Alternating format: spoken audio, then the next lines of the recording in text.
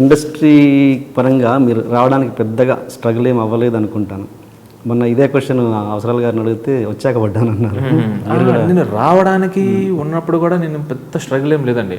అంటే మేబీ నాకు ఆ ఇన్సెక్యూరిటీ ఫీలింగ్ లేదేమో. ఓకే. ఇప్పుడు నాకు ఇనీషియల్గా నాకు ఇన్సెక్యూరిటీ ఫీలింగ్ లేదు. అంటే నాకు ఒక ఫ్యామిలీ కానీ ఆర్ఎల్స్ నా ఫ్రెండ్స్ కానీ నాకున్న ఫ్రెండ్స్లో అంటే ఇంజనీరింగ్ కాలేజ్ నుంచి వచ్చిన తర్వాత శ్రీను కోనేరు అని మా శ్రీనివాస్ కోనేరు అని ఒకతున్నాడు, తర్వాత ఈశ్వర్ గారిని అలాగే ఒకరిద్దరు చాలా స్ట్రాంగ్గా పరిచయం. అంటే చాలా అడ్వాన్స్గా ఉండేవారండి. అంటే నేను ఇనిషియల్గా వచ్చినప్పుడు గ్రాఫిక్స్లో కొంచెం ఎక్కువ ఇంట్రెస్ట్ చూపించేవాడిని.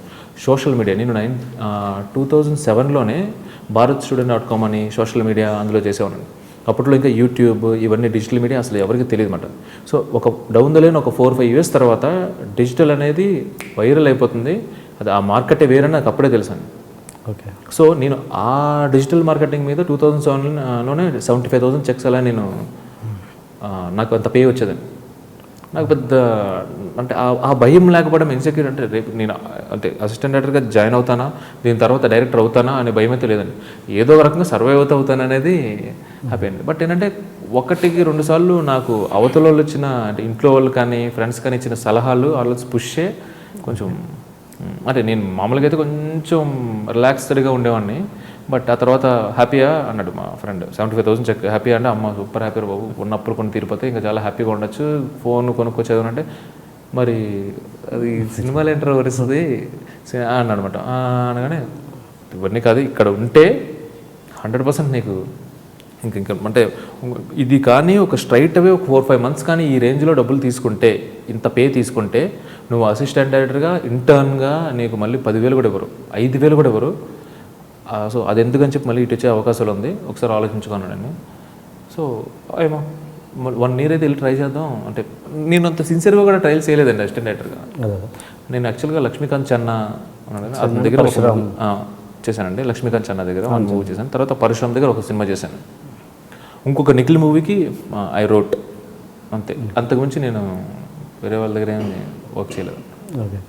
అంటే అసిస్టెంట్ డైరెక్టర్ చేసింది ఒక జస్ట్ ఎంట్రీ కోసమేనా? అక్కడ నిజంగా నేర్చుకోవడం అంటే నేను చేసేటప్పుడు కూడా నాకు కొంచెం ఎక్కువ వచ్చే ఫీలింగ్లో ఉండేవానండి. అంటే నాకు ఫ్రెండ్ ఎవరు, నాకు నిఖిల్ అండ్ సుధీర్ అండి.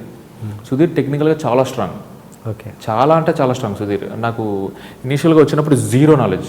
నాకు ఏంటి అంటే మూవీ ఎలా తీస్తారు, కెమెరా ఏంటి, ఆ నాలెడ్జ్ 0 అసలు. అంటే టెక్నికల్గా 2007-2008లో నాకు ఏమీ తెలియదు.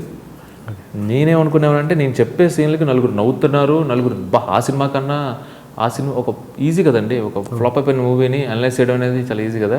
సో ఇలా తీసుంటాను కానీ నువ్వు తీసుంటే బాగుండేవన్నారు. సో నేను ఏ భ్రమలో ఉన్నానంటే మేబీ వచ్చి బాధ తీసేస్తానేమో అని భ్రమలో ఉన్నాను. బట్ వచ్చిన తర్వాత Day 1 షూట్ నుంచి నాకు సుధీర్తో ఎక్కువ మాట్లాడుతున్నప్పుడు అంటే ఒక కెమెరా గురించే తెలుసుకోవడానికి లైఫ్ టైం పట్టేస్తుందా అన్నంత భయం వేస్తుందండి. తర్వాత ఎడిటింగ్ చాలా పర్టికులర్గా నేను ఎడిటింగ్ రూమ్లో కూర్చున్నానండి. అంటే అంతకుముందు మాన్యువల్ ఉండేదంట, నేను వచ్చేప్పటికీ అయిపోయింది అది.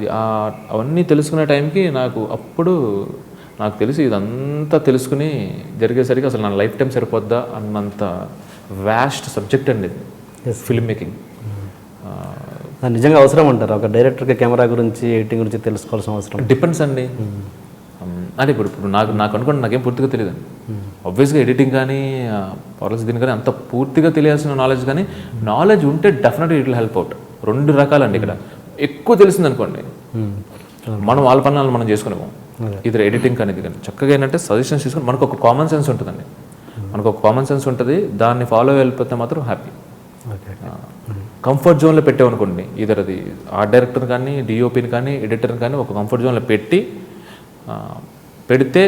100% పర్సనల్గా ప్రొఫెషనల్గా కానీ వాళ్ళు మనకు క్లోజ్ అయితే డెఫినెట్గా అవుట్పుట్ బాగుంటుందండి. ఎస్.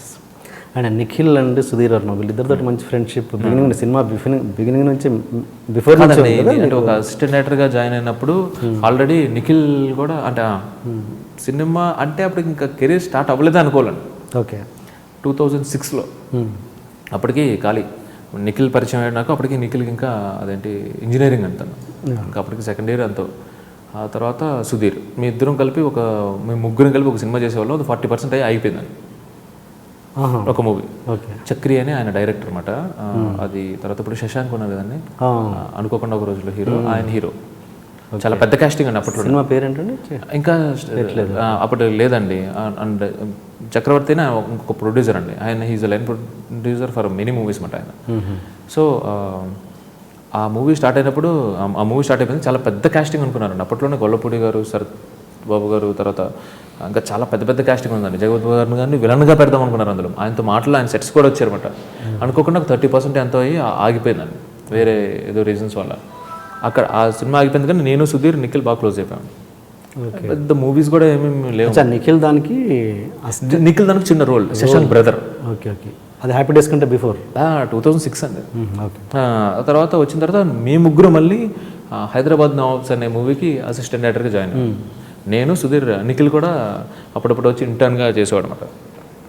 చేసుకుంటూ వెళ్ళి అలా ఏదో కొంచెం అనుకుంటే ఫస్ట్ మీదైతే మీ హెల్ప్ చేయాలి, మీరైతే మీ హెల్ప్ చేయాలి అది అనుకుంటూ ఉండగా శేఖర్ కమలా గారి దానికి హ్యాపీ డేస్కి నిఖిల్ సెలెక్ట్ అయ్యమాట. సో ఇనీషియల్గా ఫస్ట్ తన బయటపడ్డాడు, తర్వాత మమ్మల్ని బయటికి లాగాడు. ఓకే. అండ్ ఇప్పుడు ఎలా ఉంటుంది మీ రిలేషన్ శ్రీకాంత్ చెన్నాతో కానీ పరశురామ్తో కానీ? చాలా బాగుంటుందండి. నాకు ఇప్పటికీ still we are in touch. Parashuram ఏంటంటే ఆయన నాకు పర్సనల్గా కూడా వీఆర్ వెరీ క్లోజ్ అండి. అంటే అన్ని రకాలుగా, అంటే ఫ్యామిలీ పరంగా చాలా చాలా క్లోజ్, ఆల్మోస్ట్ సిబ్లింగ్ లాగా అనమాట. ఒక టైంలో అంటే I should stay in their house అనమాట. వాళ్ళ ఇంట్లోనే నాకు మా వైఫ్ పరిచయం అండి. తెలుసు. సో అలా అన్నమాట. అండ్ సో అది అంటే ఇప్పుడు డైలీ మాట్లాడకపోయినా బట్ బేసిక్గా అసలు ఒక ఫౌండేషన్ అంతా వచ్చింది అక్కడే అన్నమాట. సో ఇనీషియల్గా ఏంటంటే సీరియస్లీ అండ్ నాకు సుధీర్ దగ్గర నుంచి చాలా ఇన్ఫర్మేషన్ వచ్చిందండి. అంటే టెక్నికల్గా కొంచెం నాలెడ్జ్ ఉంటే and more over movie making మీద ఒక సెన్స్ అండి. అంటే ఇదర్ ఇట్ మేబీ రిజల్ట్ ఎలా ఉన్నా కానీ క్వాలిటీ ఉండాలి, ఇలాంటి చాలా చాలా మంచి మాటలు చాలా తన దగ్గర నుంచి వచ్చిందండి. అండ్ నాకు ఫైనాన్షియల్గా కానీ చాలా చాలా అవసరమైన టైంలో హెల్ప్ చేసింది నిఖిల్. సో అండ్ ఫైనల్గా సినిమా వచ్చింది కూడా తనే అనమాట. So I owe a lot to Sudheer and Nikhil.